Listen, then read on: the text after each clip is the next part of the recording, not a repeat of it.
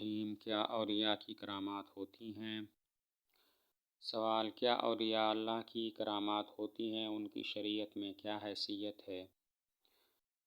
ولی جو بزرگ ہوتے ہیں اور اللہ تعالیٰ سے ان کا خاص تعلق ہوتا ہے، کیا ان کی کوئی کرامت ہوتی ہے؟ تو کرامت کی شرعی حیثیت کے بارے میں سوال ہے۔ جواب: بے شک کرامات اولیاء حق ہے، مگر یہ بھی یاد رکھنا چاہیے کہ شرارت شیطان کا بھی حق ہے، اور بزرگان دین کی کرامت اور شیطان کی شرارت میں امتیاز کرنا ہر کس و ناکس کا کام نہیں ہے، اس لیے پوری ہوشیاری اور شرعی روشنی میں جانچ کر دیکھنا چاہیے کہ واقعی اولیاء کی کرامت ہے یا شیطان کی شرارت ہے۔ جواب یہ ہے کہ کرامات اولیاء حق ہے۔ بڑی بڑی اسلامی کتابوں میں اس پر ابواب قائم کیے گئے ہیں کہ اولیاء اللہ کی کرامات برحق ہیں، لیکن ایک ہوتی ہے کرامت اور دوسری ہوتی ہے شرارت۔ تو شرارت شیطان کی طرف سے ہوتی ہے، کرامت اولیاء کی طرف سے ہوتی ہے۔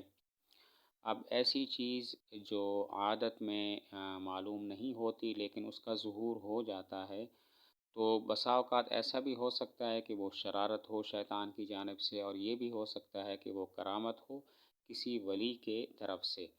لیکن اس میں امتیاز کرنا کہ یہ شرارت ہے یا یہ کرامت ہے، ہر کسی کو اس کا تعلق، ہر کسی کو علم اس کا نہیں ہوتا، معرفت نہیں ہوتی۔ اسی وجہ سے شرعی روشنی میں یہ جانچ کرنا ضروری ہے کہ آیا یہ کرامت ہے یا پھر شرارت ہے۔ کیا کافروں کے معصوم بچے بغیر حساب و کتاب جنت میں جائیں گے؟ سوال: جب حدیث سے یہ ثابت ہے کہ مسلمانوں کے معصوم بچے جنت میں بغیر حساب کتاب کے داخل ہوں گے اور وہ اپنے والدین کی سفارش بھی کریں گے، تو کیا یہ حال کافروں کے معصوم بچوں کے بارے میں ہے کہ وہ بغیر حساب کتاب کے جنت میں داخل ہو سکتے ہیں؟ سوال کا خلاصہ یہ ہے کہ یہ تو طے ہے کہ مسلمانوں کے معصوم بچے جنت میں بغیر حساب و کتاب کے جائیں گے اور اپنے والدین کے حق میں سفارش اور شفاعت بھی کریں گے۔ اب سوال یہ ہے کہ کافروں کے جو معصوم بچے ہوتے ہیں ان کا کیا حال ہوگا؟ کیا وہ بھی جنت میں جائیں گے یا نہیں جائیں گے؟ جواب: مشرکین کے وہ بچے جو قبل از بلوغ دنیا سے رخصت ہو جاتے ہیں، ان کے ساتھ آخرت میں اللہ تعالیٰ کیا معاملہ فرمائیں گے، اس بارے میں فقہا کے 3 اقوال ہیں۔ نمبر 1 یہ کہ اطفال مشرکین جہنم میں جائیں گے اس لیے کہ بچے والدین کے تابع ہیں۔ نمبر 2 اطفال مشرکین جنت میں جائیں گے اس لیے کہ حضور صلی اللہ علیہ وسلم کا فرمان ہے، ہر بچہ فطرت اسلام پر پیدا ہوتا ہے، تو وہ بھی فطرت اسلام پر پیدا ہوئے ہیں اور قبل از بلوغ دنیا سے رخصت ہو گئے اور کوئی گناہ بھی ان سے سرزد نہیں ہوا۔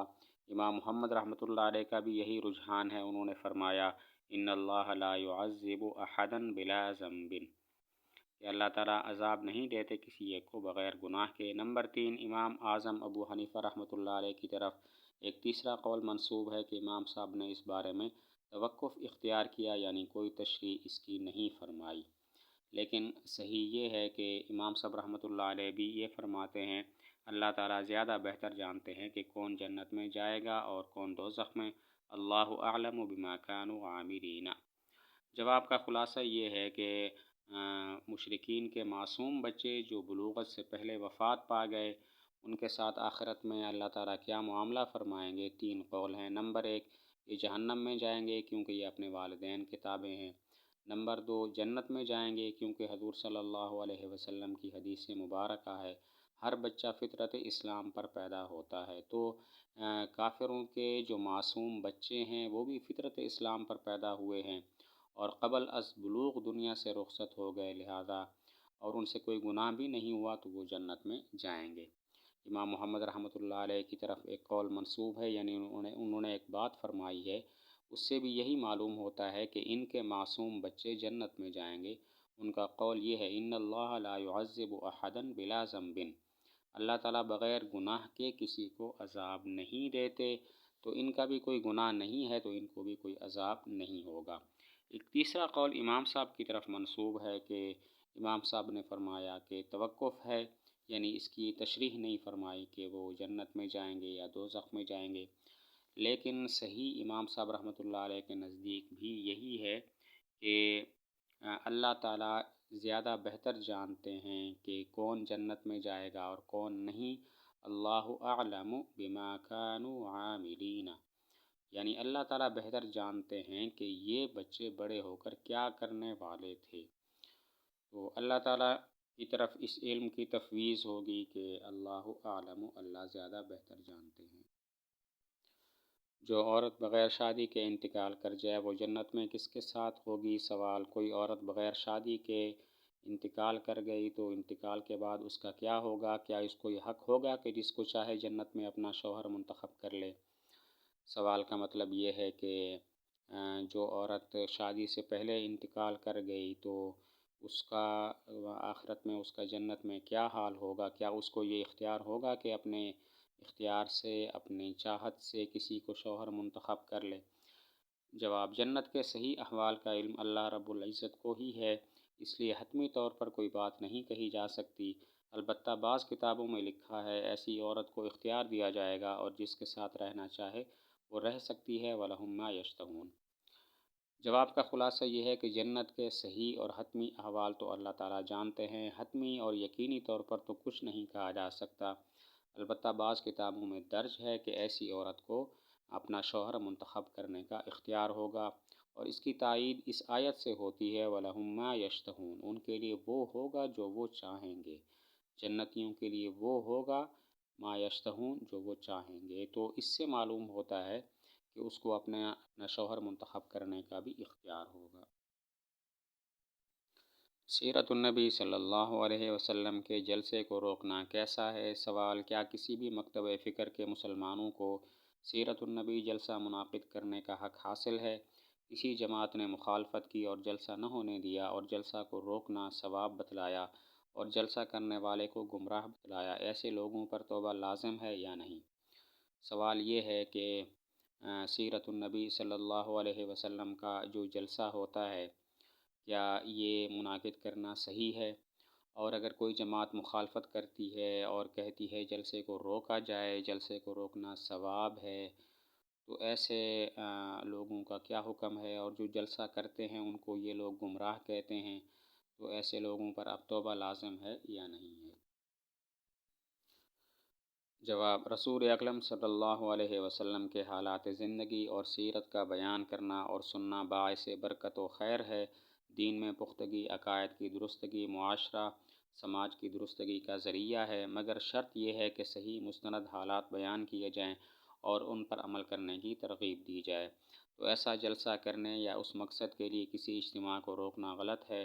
اس قسم کے اجتماعات یا جلسے جائز ہیں، البتہ یہ بھی ضروری ہے کہ ان جلسوں میں کسی کی مخالفت یا تنقید اور دشنام ترازی اور گروہ بندی کا ذریعہ نہ بنایا جائے کہ یہ باعث افتراق و انتشار ہو جائے گا۔ اس صورت میں اس کو سیرت النبی کا نام دینا بھی غلط ہوگا اور وہ ناجائز بھی ہوگا، اور اس کو رد کرنا بھی ضروری ہوگا۔ جواب کا حاصل یہ ہے کہ حضور صلی اللہ علیہ وسلم کے حالات زندگی بیان کرنا اور سیرت کو بیان کرنا کسی جلسہ میں اور سننا، یہ سب برکت والے کام ہیں۔ ان سے دین میں پختگی آتی ہے، عقائد درست ہوتے ہیں اور معاشرہ میں درستگی آتی ہے۔ تو سیرت النبی کے جلسے منعقد کرنا تو صحیح ہے، لیکن ایک شرط ہے کہ حالات حضور صلی اللہ علیہ وسلم کے صحیح بیان کیے جائیں، مستند روایات کو بیان کیا جائے اور ان پر عمل کرنے کی ترغیب دی جائے۔ تو ایسے اجتماع تو ٹھیک ہے، اس کو روکنا بالکل غلط ہو جائے گا، لیکن اس میں ایک اور شرط بھی ہے کہ ایسے جلسے جب کیے جائیں تو پھر کسی کی مخالفت یا تنقید نہ ہو، بلکہ صرف اصلاح کی نیت سے ایسے جلسے منعقد کرنا جائز ہوگا، اور کوئی اس جلسے کو اگر روکتا ہے تو یہ بھی غلط ہے۔ تدفین کے بعد دیر تک قبر کے پاس بیٹھنا۔ سوال، لوگوں کا عقیدہ ہے انتقال کے بعد قبر کے پاس کافی دیر تک بیٹھے رہتے ہیں کہ میت کو ایک دم اکیلے نہ چھوڑا جائے، تو کیا یہ عقیدہ کیسا ہے؟ تو سوال کا خلاصہ یہ ہے کہ لوگوں کا عقیدہ ہے تدفین کے فوراً بعد گھر نہیں جانا چاہیے، بلکہ تھوڑی دیر بیٹھنا چاہیے، ورنہ میت کو وحشت محسوس ہوتی ہے۔ تو یہ عقیدہ کیسا ہے؟ جواب، یہ عقیدہ درست نہیں ہے، البتہ تدفین کے بعد تھوڑی دیر ٹھہر کر قرآن کریم پڑھنا اور دعا کرنا ثابت ہے۔ یعنی یہ عقیدہ رکھنا کہ میت کو وحشت ہوگی اور اس لیے ہم بیٹھتے ہیں، یہ عقیدہ بالکل بھی غلط ہے۔ البتہ تھوڑی دیر وہاں پہ بیٹھنا، ٹھہرنا اور قرآن کریم کی تلاوت کرنا اور دعا کرنا، یہ سب چیزیں ثابت ہیں۔ اس قسم کا عقیدہ رکھنا درست نہیں ہے۔